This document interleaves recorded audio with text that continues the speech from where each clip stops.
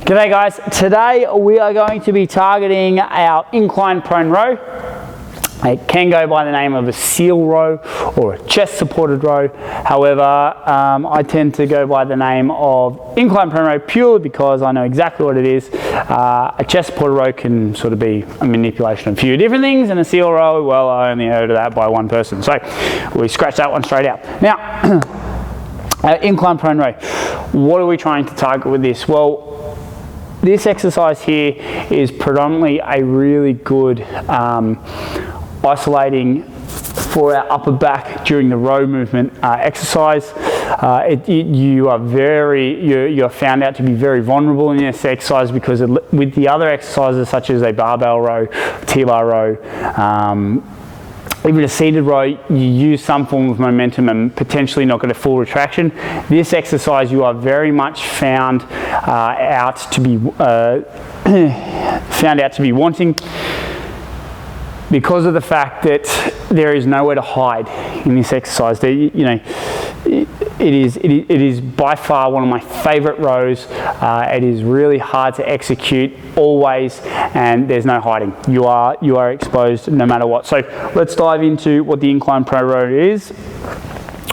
Essentially, all the incline prone row is you laying flat on a bench. You're going to grab yourself a set of dumbbells and you pull your way up. Now, obviously, there are a few little tips and tricks with this exercise before we get started. So let's dive into those. First things first, with our hands.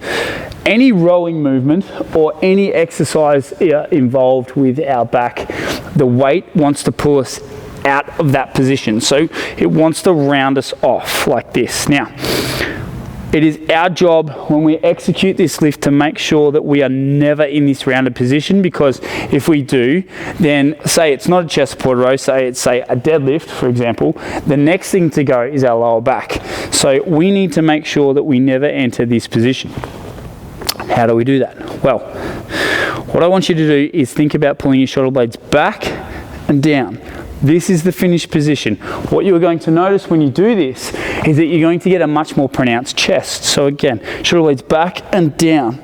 Chest is pushing through to the bench. You can see that I am much more upright and the weight's pushing through my chest rather than me being collapsed and concaved into the bench itself.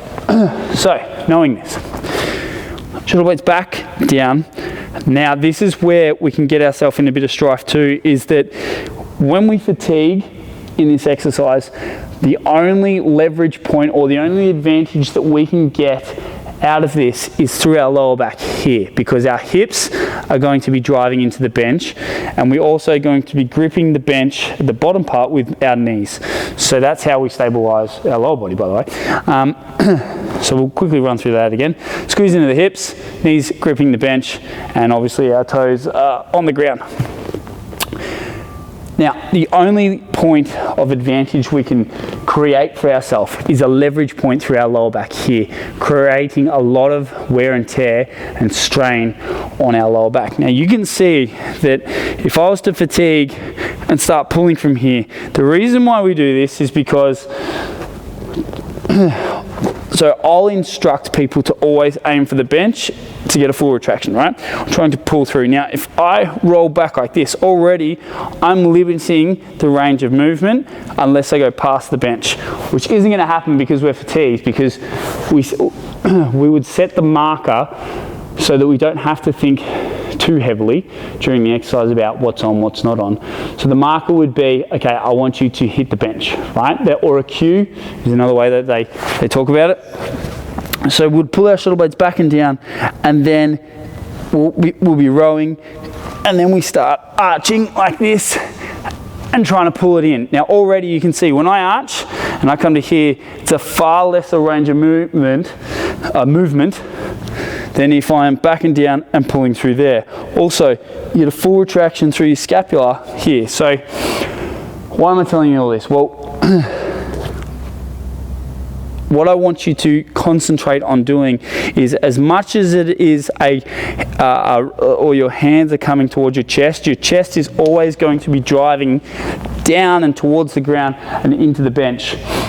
There's a really good piece of footage of Arnold Schwarzenegger doing a seated row, and a lot of people look at him and think that he's rowing a boat. And to be honest with you, for the common layman person, I hate the word row, because already we're thinking like a pendulum, or like rowers do, where they lean right forward and they come right back and they're using their legs, which defeats the purpose of the row, because you're using as much momentum through your hips as you are probably losing retraction. These pro rowers too, they would get it all. So, and what I mean by that is they would get their retraction at the bottom point, and they would create a full stretch, but they're professionals.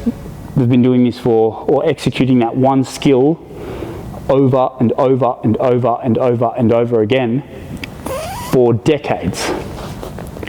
The skill that we want to develop and learn and execute and really manipulate and try and get the most out of is pure retraction, and that is that position there, right? We're trying to get our chest to come right back. We're trying to get our shoulder blades to come right back and together. So how do we want to combat this? Well, essentially, again, we're trying to drive our chest into the bench. So let's grab a hold of our weight. We're going to squeeze our glutes on, our knees are going to tuck into the bench, and our toes are going to be driving into the ground. From this position, obviously I had to reach down for the weight, so I'm going to pull back and down. Now here, I'm coming up, pushing my chest through. 1, chest through, 2, 3, 4. Again, if I start to fatigue and I start doing this, you know that we're not getting the full retraction through our scapula, and that we're trying to create anatomical advantage or a leverage point through our lower back, which is going to cause us lower back issues. So make sure that when we do this exercise, that we're holding strong, we're not allowing this to roll forward, shoulder blades are back and down, and we're pushing our chest into the bench, bang, bang. And we want to be getting as much and as high a retraction as possible. The bottom point, again, the weight's going to want to pull you out, so we're going to make sure that our finish point is, oh, give me that, oh, you little bugger. Make sure that we're not falling off and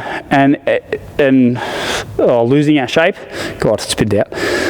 And losing our shape, we want to make sure that we are shoulder blades back and down.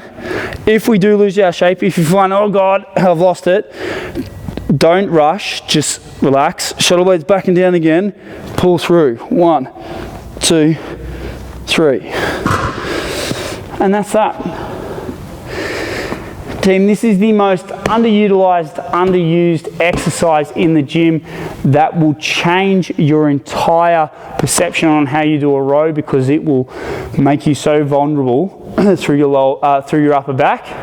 And target muscles that you probably haven't felt or targeted for quite a period of time. So I cannot suggest this exercise more strongly enough. And team, that is how you execute an incline prone row. I hope you like this tip today. Go out, give it a go, and yeah, kick some ass.